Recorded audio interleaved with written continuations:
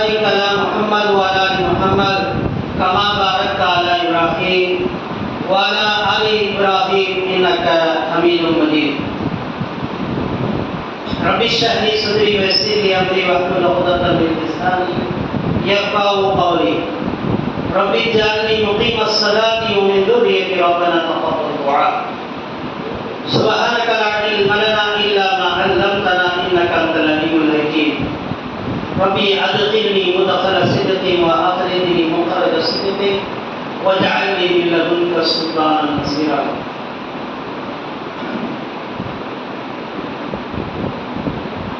يسألونك عن الأهلة.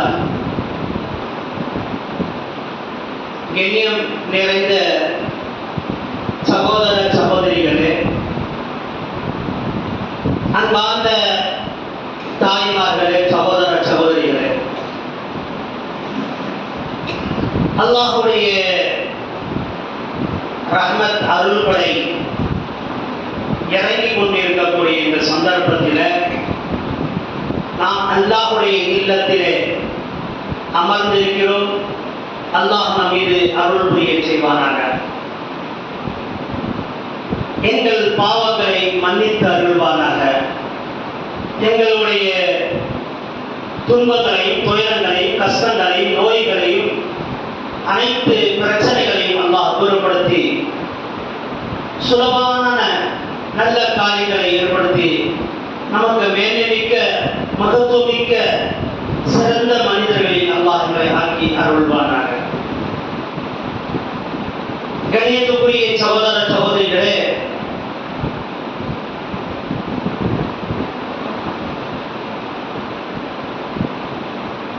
மஹர்ரம் மாதத்தினுடைய ஒரு சிறப்பு ஹிஜ்ரி என்று சொன்னால் என்ன என்பதை பற்றி நாம் அறிந்து கொள்ளக்கூடிய இந்த ஒரு நாள் தலைப்பாக கொடுக்கப்பட்டிருக்கிறது.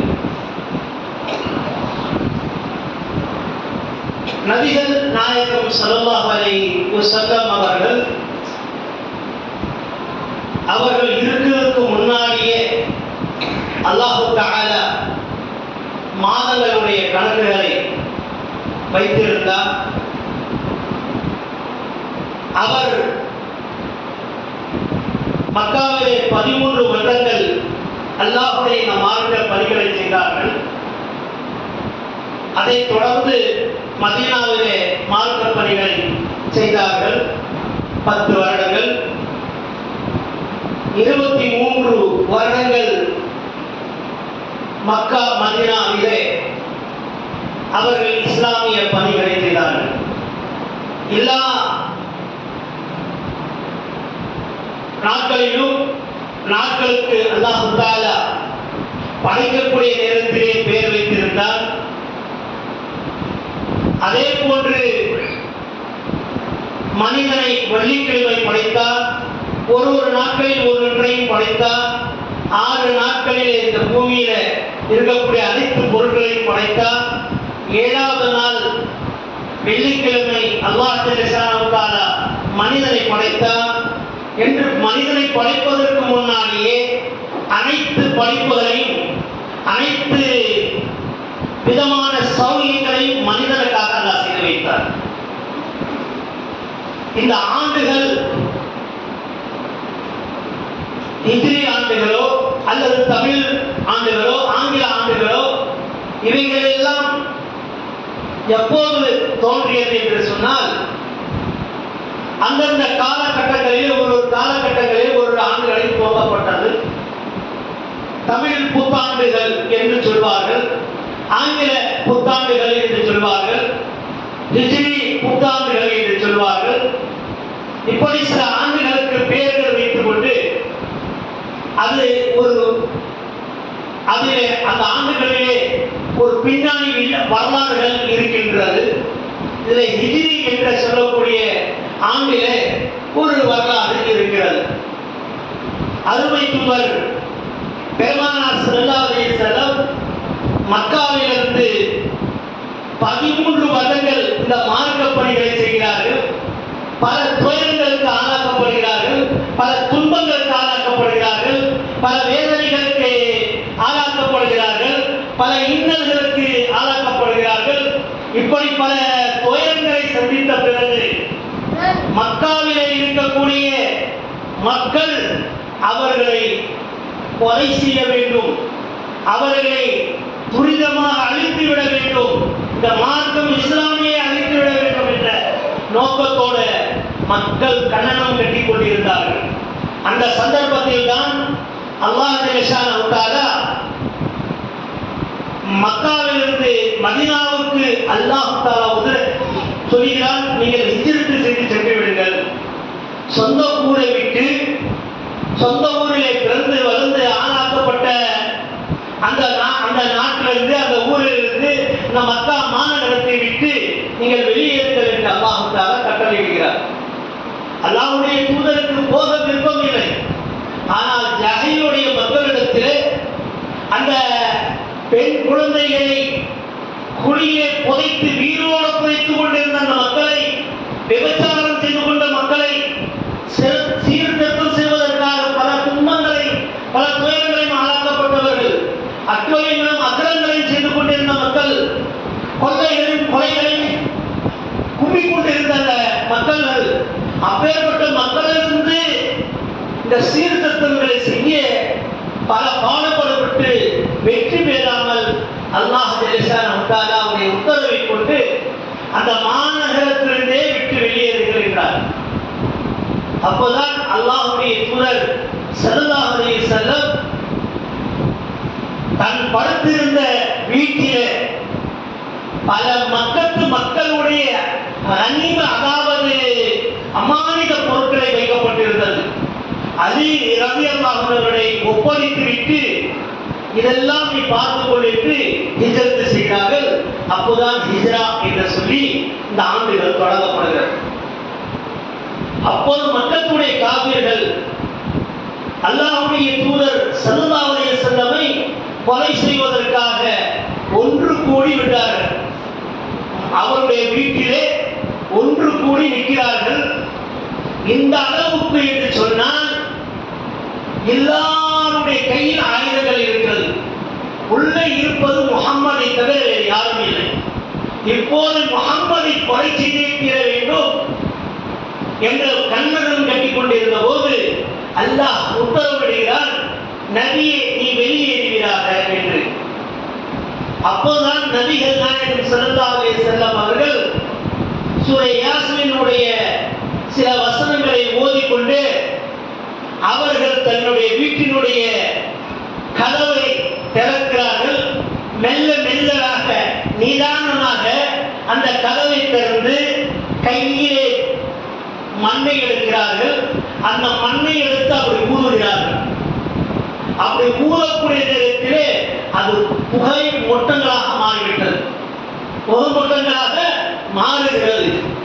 இன்னைக்கு கூட்டத்தை கலைப்பதற்காக அரசாங்கத்தில் போலீஸ்காரர்கள் என்ன செய்வார்கள் என்று சொன்னால் புகமூட்டங்கள் அடிப்பார்கள். மக்கள் கண்ணெரிச்சல் ஏற்பட்டு மக்கள் ஓடிவிட வேண்டும் அப்படின்னு, அல்லது தண்ணீர் வீச்சு பாய்த்து அடிப்பார்கள். அந்த நேரத்தில் நபிகள் நாயகம் ஸல்லல்லாஹு அலைஹி வஸல்லம் காலத்தில் தான் முதல்ல இந்த புகைமூட்ட போடப்படுகிறது. அந்த கையிலே மண்ணெடுத்து சூரா யாசீனுடைய சில வசனங்களை ஓதிக்கொண்டு அப்படியே ஊதுகிறார்கள். எல்லோருடைய கண்களையும் கலைத்து விடுகிறது. எல்லோருடைய கண்ணும் மூடி திறக்கக்கூடிய நிலையில் இருக்கிறது. அந்த வாக்குல அந்த கட்டத்தில் அல்லாஹ்வுடைய தூதர் ஸல்லல்லாஹு அலைஹி வஸல்லம் எப்படி வெளியேறாருன்னாக்கா, ஒரு குதிரையினுடைய காலடிவாரத்திலிருந்து ஒரு ஒட்டகத்தினுடைய காலடிவாரத்திலிருந்து வெளியே வருகிறார்கள். அபூபக்கர் சித்தீக் ரலியல்லாஹு அன்ஹு தன்னுடைய குதிரையை தன்னுடைய ஒட்டகத்தை வைத்துக் கொண்டு எதிர்பார்த்து கொண்டிருக்கிறார்கள். நபிகள் நாயகம் ஸல்லல்லாஹு அலைஹி வஸல்லமும் அவரோடு சேர்ந்து போகும்போது அவர் அபூபக்கருடைய தந்தைக்கு கண்ணு தெரியாது. அபூபக்கர் ரலியல்லாஹு அன்ஹு அவருடைய தந்தை அப்போது வீரோடு இருக்கிறார்கள். 50 வயசுக்கு மேற்பட்ட 60 வயசுக்கு கிட்ட நெருங்கிய அபூபக்கர் சித்தீக் ரலியல்லாஹு அன்ஹு அவருக்கு ஒரு தந்தை இருக்கிறார்கள். அவருடைய தந்தையை தன்னுடைய மகன் ஏதோ சொத்து விட்டு சென்றிருக்கிறான், என்று அறிந்து கொள்வதற்காக சில சில்லறை காசுகள் அந்த உண்டியல்ல பீரோல வைக்கிற மாதிரி வச்சுட்டு போறாரு. மற்ற காசெல்லாம் எடுத்து சுருட்டிக்கிட்டு அபூபக்கர் ரலியல்லாஹு ஹஜரத்து நபிகள் நாயகம் ஸல்லல்லாஹு அலைஹி வஸல்லம் சோபூர் என்ற குகைக்கு போய் அங்கே ஒரு 3 நாட்கள் தங்குகிறார். கண்ணு தெரியாத தன்னுடைய தந்தை அபூபக்கர் ரலியல்லாஹுடைய தந்தை காபரார் அப்படியே கை வச்சுக்கிட்டு, என்னடா என் பிள்ளை எல்லாமே சுருட்டிட்டு போயிட்டானா இல்லை இருக்கா அப்படின்னு பார்த்தா இருக்கு அப்படின்னு சொல்லிட்டு ஒரு ஆறுதல் மாதிரி கணக்கிட்டு அதிலிருந்து தொடர்ந்து சவுர் குகையில போய் ஒரு 3 நாள் தங்குகிறார்கள். அந்த மக்கத்து காப்பீர்கள் அவரை மூட்டி சூழ்ந்து கொண்டிருந்த பார்க்கிறார்கள். கதவு வடித்துக் கொண்டு காலை ஸ்கூல் எடுத்து எப்படிலாம் வெளியே வருவார், பார்த்தா வரல. கதவு உடைச்சிட்டு உள்ள போறாங்க. போய் பார்த்தா அலிரங்கரார் மட்டும்தான் இருக்கார். அலியை எங்கே நபிகள் நாயகம் அப்படின்னு கேட்கும்போது முகமது எங்கே என்று கேட்டபோது இந்த அமானிதத்தை ஒப்படைத்து போய்விட்டார்கள். அப்போ அமானிதத்திலே நிலைநாட்டியனால் அவர்கள் அரசவையில் உயர்த்தப்படுகிறார். எப்போதும் அமானிதத்தை தெரிவிக்க கூடாது என்பதை இந்த ஒரு வரலாறுகளின் மூலமாக நாம் பாதுகாத்துக் கொள்ள வேண்டும். அன்புக்குரிய சகோதரர்களே, அவர் அந்த அமானிதத்தை மக்களுக்கு ஒப்படைக்கிறார்கள். அலிரது எல்லாம் அந்த வரலாறு நாம் தனியாக பார்க்கலாம். ஆனால் இங்கே சவுர் குகையில போய் தங்கினவர் பார்க்கிறார். நபிகள் நாயகம் ஸல்லல்லாஹு அலைஹி வஸல்லம் போய் அந்த சவுர் குகையில நிறைய விஷயங்கள் அந்த சவுர் குகையில நடக்குது. அதுல அந்த காபிர்கள் எப்படியாவது எங்கேயாவது இந்த மக்காவுக்குள்ளாக தான் இருக்கணும், இவர் இப்ப தப்பிச்சு போனவர் சொல்லிட்டு இந்த சவுர் குகை வரை வராங்க. சவுர் குகையில அந்த பார்க்கறதுக்கு வராங்க. பார்த்தா அந்த சவுர் குகை இருக்கு இல்லையா, அதனுடைய மேல் பாகங்களிலே 8 கால் பூச்சின்னு சொல்லுவோம் இல்லையா, அதெல்லாம் வலை கட்டி வச்சிருக்கு. எதுவுமே இங்க போய் யாரும் இருக்க போறா. ஆனா அந்த சவுர் குகையில அப்படி கொஞ்சம் கீழே காலுடைய செப்பல் சரி பண்ணா உள்ளே இருக்கிற ஆள் தெரிஞ்சிருவார். அந்த அளவுக்கு அந்த குகையுடைய வாசல்கள் இருக்கிறது. பார்த்தா அப்ப சொல்றாங்க, அபூபக்கர் ரலியல்லாஹு அல்லாஹ்வுடைய தூதரே, எதிரி வந்து விட்டார், எதிரி வந்து விட்டார், எதிரியுடைய படை வந்து விட்டது. அல்லாஹ்வுடைய தூதரே, நாம் என்ன செய்வது? நாம் இருவர் மட்டும்தானே இருக்கிறோம் என்று அபூபக்கர் சித்தீக் ரலியல்லாஹு அவர்கள் ஒரு புலம்பலும் தன்னுடைய உள்ளங்களில் இருந்த ஒரு வெளிப்படையான சொற்களும் வெளிப்படுத்தக்கூடிய நேரத்தில் தான் அல்லாஹ் தஆலா குர்ஆனுடைய வசனத்தை இறக்கி அபூபக்கர் ரலியல்லாஹு ஆறுதலை சொல்லி காட்டுகிறார். அபூபக்கரே, நீ நான் மட்டும் கிடையாது, 3வது ஒருத்தன் இருக்கா நம்மள. அது யாரு? அது யாருங்க? அவன் தான் அல்லாஹ். நாம் ஒருத்தன் இருக்கிறோம், ஆனா நமக்கு கூட யாரு இருக்கான்? அல்லாஹ் இருக்கான். அல்லாஹ் பார்த்துக்கிட்டு இருக்கான் அப்படின்ற ஒரு எண்ணம் அந்த அபூபக்கர் ரலியல்லாஹு ஏற்படுத்துகிறார். நிம்மதி ஏற்படுகிறது. சவுர் குகையில அப்போது நிம்மதி ஏற்படுகிறார்கள். அந்த எதிரிகள் எல்லாம் அப்படியே வெளியேறிவிட்டார்கள். 3 நாட்களுக்கு பிறகு யமன் வழியாக அல்லாஹ்வுடைய தூதர் ஸல்லல்லாஹு அலைஹி வஸல்லம் மதீனாவுக்கு போகிறார்கள். மதீனாவிலே தான் கையில் வைத்திருந்த காசை கொண்டு இன்னைக்கு மதீனா பள்ளிவாசல் என்று சொல்றோமே, அந்த பள்ளிவாசலை வாங்குகிறார்கள். அந்த இடத்தை வாங்குறார்கள். அந்த இடத்தை வாங்கி அங்கே பள்ளிவாசல் அமைச்சு அல்லாஹ்வுடைய தூதர் ஸல்லல்லாஹு அலைஹி வஸல்லமுக்கு ஒரு துணியாக தோழர். அந்த யார்? அபூபக்கர் ரலியல்லாஹு. அவர் கூடவே தான் இருப்பார் எப்பவுமே. எப்படி சொன்னா, एक साथी और एक दूसरे साथी என்று சொல்றாங்க. दोस्त और एक दोस्त அல்லது உஸ்தாதுக்கு மாணவன் என்று சொல்வார். இந்த மாதிரி கூடவே இருப்பார், எப்பவுமே பிரிந்து கொள்ள மாட்டார். அந்த அபூபக்கர் சித்தீக் ரலியல்லாஹு அவர்கள் அல்லாஹ்வுடைய தூதர் கூட இருக்கார். அதுதான் ஹிஜ்ரத் செய்து போன பிறகு அங்கே ஒரு அரசாட்சி அமைக்கிறார். எந்த அளவுக்கு அரசாட்சி என்று சொன்னால், கிட்டத்தட்ட ரசூலுல்லாஹ் உயிரோடு இருக்கும் போது 60க்கும் மேற்பட்ட போர் நடைபெறுகிறது. அதில் ரசூலுல்லாஹ் ஸல்லல்லாஹு அலைஹி வஸல்லம் 20க்கும் மேற்பட்ட போர்களிலே கலந்து கொண்டார்கள். பல நாடுகளை தன் கைவசம் கொண்டாந்தார்கள். இஸ்லாத்தை பரப்பினார்கள். இஸ்லாமிய ஆட்சிகளை கைவசம் வந்தது. அதை பின் அல்லாஹ்வுடைய தூதர் பலமான தன்னுடைய அரசாட்சி ஆன பின்பு அபூபக்கர் ரலியல்லாஹு அன்ஹு கூடவே மக்காவுக்கு போறாங்க. மக்காவுடைய பள்ளிவாசலை மக்காவுடைய அந்த காபாவை கைவசப்படுத்துறாங்க. அந்த படுத்தியதுதான் 9வது வருடம் அல்லது 10வது கடலில் 9வது கடைசி மாதங்களிலே. அதை தொடர்ந்து ஹஜ்ஜுடைய மாதங்கள் வருகிறது. அல்லாஹ்வுடைய தூதர் ஸல்லல்லாஹு அலைஹி வஸல்லம் ஹஜ் செய்கிறார்கள். ஹஜ் செய்து வீட்டோடு வருகிறார்கள். அப்போவும் அவருடைய மனம் என்ன நாடுகிறது?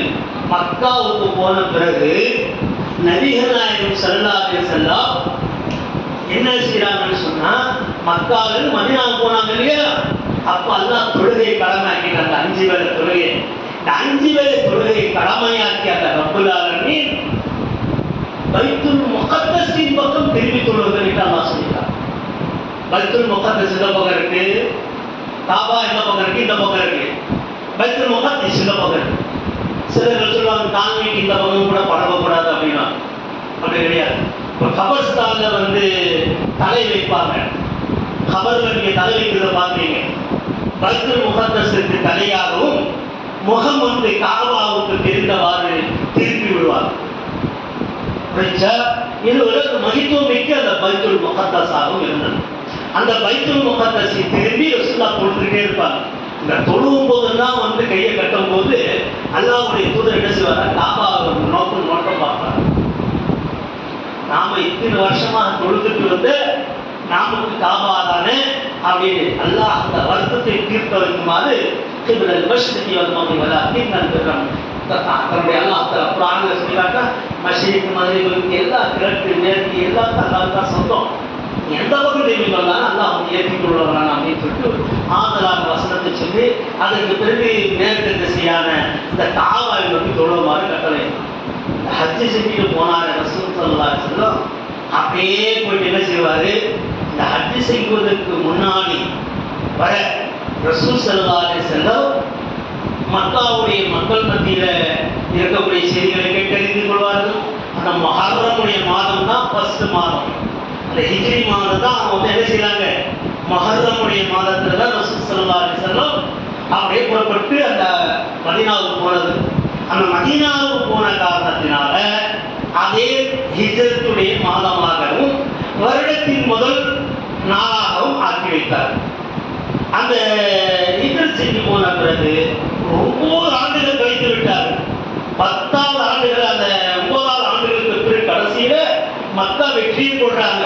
வெற்றி கொண்ட பிறகு நபிகள் நாயகம் ஸல்லல்லாஹு அலைஹி வஸல்லம் அப்படியே சுற்றுப்பயணங்கள் கொண்டாங்க. அந்த ஊர் பூமியெல்லாம் பார்க்கும்போது பார்த்தா யஹூதிகளும் நஸ்ரானிகளும், நீ சொல்றவையே கிறிஸ்தவர்கள் என்ன யஹூதிகள் என்ன செய்யறாங்க? நமக்கு அடிச்சுக்கிட்டு இருக்காங்கன்னு சொல்றோமே, அவங்கெல்லாம் நோம்பு வச்சுக்கிட்டு இருக்காங்க. முஹர்ரமுடைய 10வது நாள் பார்த்தா நோம்பு வச்சுக்கிட்டு இருக்காங்க. அல்லாஹ்வுடைய தூதர் பார்த்து கேட்குறாங்க, என்னப்பா நீங்க நோம்பு வைக்கிறீங்க அப்படின்னு கேட்குறாங்க. நாங்கள் மூசா அலைஹிஸ்ஸலாம் பனூ இஸ்ரவேலர்கள் இருந்து அல்லாஹ் காப்பாற்றினான். இஸ்ரவேலை ஃபிரௌனுடைய கூட்டத்தில் காப்பாற்றினான். அப்படி காப்பாற்றிய காரணத்தினால் நாங்கள் நோன்பு வைக்கிறோம் அப்படின்னு யார் சொல்றா? அந்த கிறிஸ்தவர்கள் சொல்லுகிறார், இஸ்ரவேலர்கள் சொல்லி காட்டுறார். இதை கேட்ட உடனே ரசூல் ஸல்லல்லாஹு அலைஹி வஸல்லம் இந்த மூசா மீது இருக்கக்கூடிய அன்பு, பாசம், நினைவு எங்களுக்கும் இருக்கிறது. நாங்களும் அந்த ஃபிரௌனை காப்பாற்றிய காரணத்தினால்தான் நாங்களும் நோன்பு வைக்கிறோம். அந்த முஹர்ரமுடைய 10வது நாள் என்ன செய்யறோம்? நோன்பு வச்சுக்கிட்டு இருக்கிறோம். நீங்களும் வைக்கிறீங்க. ஒரு வித்தியாசம் வேணுமா இல்லையா? ரசூலுல்லாஹ்வுக்கு முன்னாடி வாழ்ந்த மூசா அலைஹிஸ்ஸலாம், ஈசா அலைஹிஸ்ஸலாம், இந்த கௌமினர்கள் தான் யஹூதிகள், நஸ்ரானிகள். என்ன அவர்கள் தான் இந்த மூசாவுடைய குடும்பத்திலிருந்து பிரித்தவர்கள் தான். இந்த மூசா அலைஹிஸ்ஸலாத்து வஸ்ஸலாம் என்ன அந்த மாதிரி புராணமான காரியம் செய்கிறார்? ரெப்புக்கும் இல்லாத நான் தாடா கடவுள் என்று சொன்னேன். என்னன்னு பெருசாக வேறு யாரும் கிடையாது. நான் தான் பெரிய கிஃப்ட் அப்படின்னு நான் தானே அல்லாஹ்னா எனக்கு எதுவும் பேசிக்கூட முடியாதுன்னா மக்கள் எல்லாம் வணங்குவது என்னை தான் வணங்க வேண்டும் என்றான். எனக்கு தான் கட்டுப்படணும்னு சொன்னான். அப்போது ஒரு ஜோசியத்தை பார்க்கிறான். அதாவது கை ஜோசியத்தை பார்க்கும்போது அந்த நேரத்தில் ஒரு ஜோசியம் அவங்களுக்கு படிக்கிற மாதிரி இருந்துச்சு. நீங்கள் நம்ம ஜோசியம் பார்க்கறது நவீன நாயகனுடைய உமத்துக்கு கிடையாது, அதை நான் வச்சுக்கணும். அந்த ஜோசியம் பார்க்கும்போது ஒரு ஆட்சிக்கு எதிராக ஒரு ஆண் குழந்தை பிறக்க போகுது. அந்த ஆண் குழந்தைகள் பிறந்ததுன்னு சொல்லி கேள்விப்பட்டோடனே உத்தரவு வாங்க. அவன் என்ன சொல்றான், எப்படி உத்தரவு சொல்றா, எல்லா ஆண் குழந்தை பிறந்த ஆண் குழந்தைகளும் வெட்டி வீச்சுங்க. எல்லா குழந்தையும் ஆண் எடுத்து அந்த வருஷம் வெட்டி போட்டாங்க. அதுக்கு பிறகு பார்த்தா அந்த எந்த குழந்தை பிறக்கக்கூடாது என்று சொன்னாலும், எந்த குழந்தை வளர்க்கக்கூடாது என்று சொன்னாலும், அந்த குழந்தை அந்த அவனுடைய வீட்டிலே வளர்க்கவும் செய்தான்.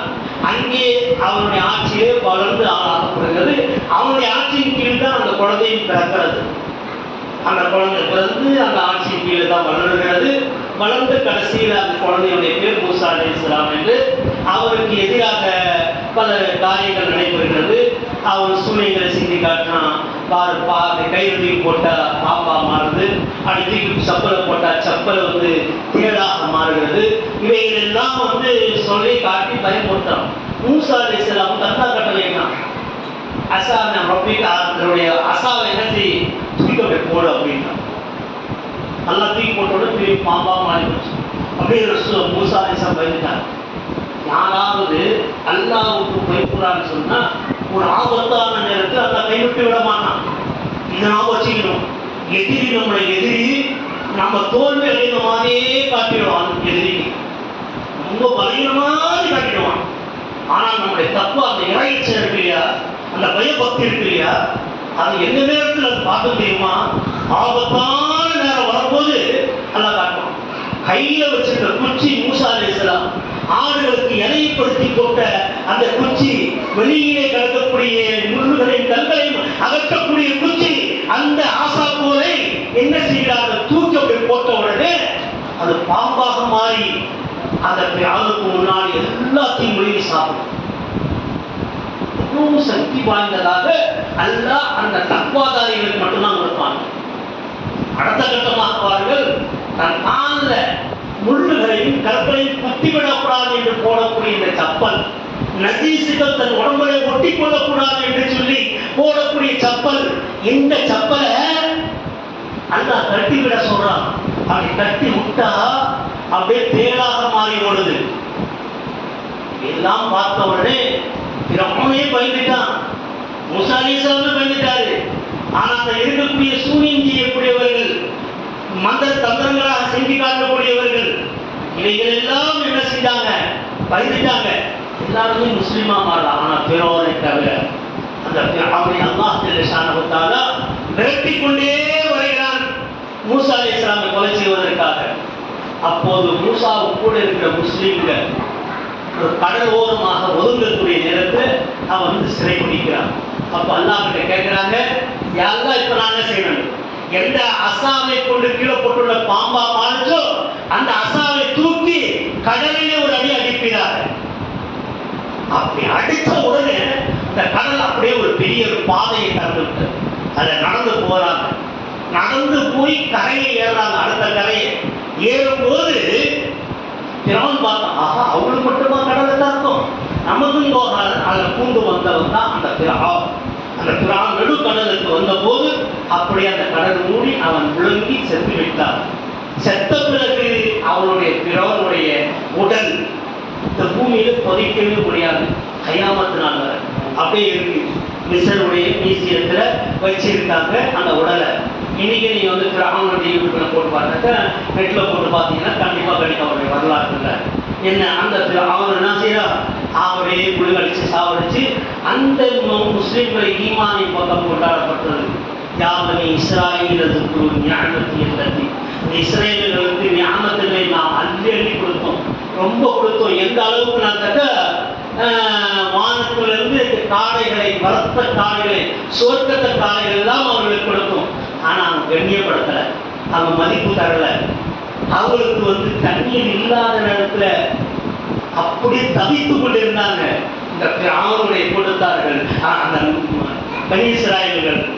அல்லாஹ் தஆலா வைஸ்தஸ்தா மூஸா லிகௌமி ஃபகுல் நஸ்ரிஃபி அஸாக, எந்த அசாவை கையில் வச்சிருக்கியோ அதே அசாவை எடுத்து ஒரு பாறான் கல் மீது அடி அப்படின்னு சொன்னாங்க. அந்த பாறாங்கல் மீது அடித்த உடனே அந்த பாறாங்கல் உடைத்து நீர் ஊற்றுகள் வெளியேறாது. நீர் ஊற்றுகள் வெளியாகிட்டு 12 ஊற்றுகள். அல்லாஹ் சொல்லிட்டாங்க, இது தஸ்கா மூசா லிகௌமி ஃபதரி பியாசாக்கன பான் ஃபஜரத் மின் ஹுஸ்னத அஷரத ஐனா குல்லு உனாசின் மஸ்ரபஹும் குல்லு மஸ்ரபஹும். ரொம்ப எல்லா மக்களும் என்ன செய்யணும்? வஸ்ரபு, அதை குடிப்பதற்காக தண்ணீர் ஊற்றுகளை ஏற்படுத்தினோம். இப்படியெல்லாம் நாம் செய்து காட்டிய அவர்களுக்கு அருள்கொடை கொடுத்தோம். ஆனா இன்னைக்கு நன்றி கெட்டவர்களாக இன்னைக்கு இஸ்ரேல்கள் இருக்காங்க. அந்த இஸ்ரேல்களை அல்லாஹ் காப்பாற்றி வந்ததுதான் அந்த 10வது நாள் முஹர்ரமுடைய நாளிலே நோன்பை வைத்துக் கொண்டிருக்கிறோம். இந்த நோன்பை ஆரம்பத்திலிருந்தே கடமையாக்கப்பட்டிருந்தது. நபிகள் நாயகம் ஸல்லல்லாஹு அலைஹி வஸல்லம் வருவதற்கு முன்னாடியிலிருந்தே இந்த நோன்பை வைத்துக் கொண்டே இருந்தார்கள். ரசூலுல்லாஹ் வைத்தாங்க. வாழக்கூடிய 10வது நாள் நோன்பு. அப்புறமா பார்த்தாங்க, மதீனாவிலிருந்து மக்காவிலிருந்து மதீனாவுக்கு போன பிறகு அங்கே ஹஜ் செய்து விட்டு போன பிறகு ரசூல் ஸல்லல்லாஹு அலைஹி வஸல்லம் அப்ப என்ன செய்யறாங்கன்னு சொன்னா அப்போ நோன்பு வைக்கிறாங்க. நோன்பு வச்சுட்டு அப்படியே பராக்கா போகும்போது அப்பதான் அவங்களுடைய கண்ணை பண்ணா ஒரு யஹூதியை வந்து ஒரு இஸ்ரேலர் வந்து பார்த்துட்டு, ஏன்பா நீங்க நோன்பு வச்சிருக்கீங்கன்னா, நான் மூசா அலைஹிஸ்ஸலாமும் விடுதலையான அந்த பிரானுடைய கூட்டத்திலிருந்து சொல்லி நாங்கெல்லாம் நோன்பு வச்சிருக்கோம். அப்படியா, ரொம்ப உரிமை உள்ளவங்க நாங்க, நீங்க நோன்பு வச்சிருக்கீங்களேன்னு சொல்லிட்டு அல்லாஹ்வுடைய தூதர் சொல்றாங்க, அடுத்த வருடம் நான் உயிரோடு இருந்தால் 9 10 வைப்பேன். நான் 10 11 வைப்பேன்னு சொல்லல. எப்படி சொல்றாங்க? 9 10 வைப்பேன். அவங்களோடு முந்தி நாங்கள் இஸ்லாமியர்கள் ஆக்குவோம். விரும்பியவர்கள் வைத்துக் கொள்ளணும், விரும்பியவர்கள் வைத்துக் கொள்ளணும்.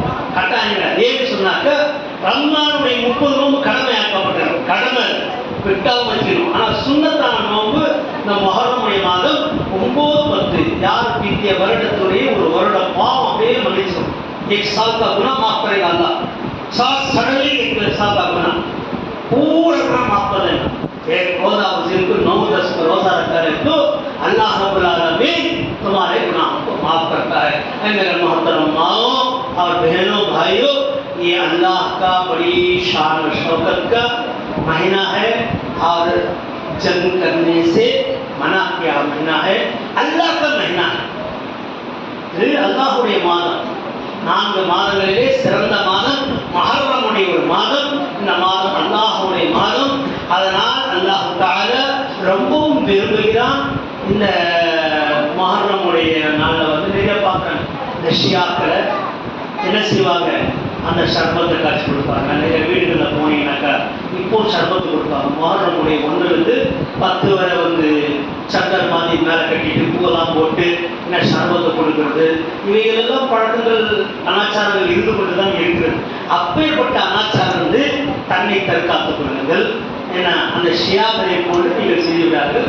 வைக்கிறது வந்து என்ன செய்யணும், 10 நாள் சிறந்த நாட்கள். இந்த 10 நாள் நோன்பு வைக்கலாம், அல்லது 9 10 வைக்கலாம், அல்லது அட்லீஸ்ட் 10வது வைக்கிறாங்க. அல்லாஹ் தஆலா பாவங்களை மன்னிப்பானாக. அல்லாஹ் நமக்கு சிறந்த சிறப்பு மிக்கவர்களாக ஆக்கி அருள்வானாக. அல்லாஹ் எங்களுடைய ஈமானை வலுப்படுத்தி வைப்பானாக. எங்களுடைய பாவங்களை மன்னித்தருள்வானாக. இந்த உலகத்தில் வாழ்வோம் என்றால் இஸ்லாமியனாக சத்தியமுடையவனாக வாழக்கூடிய பாக்கியத்தை எங்களுக்கு தந்தருள்வானாக. ربنا تقبل دعانا انك انت السميع العليم وتب علينا انك انت التواب الرحيم والحمد لله رب العالمين.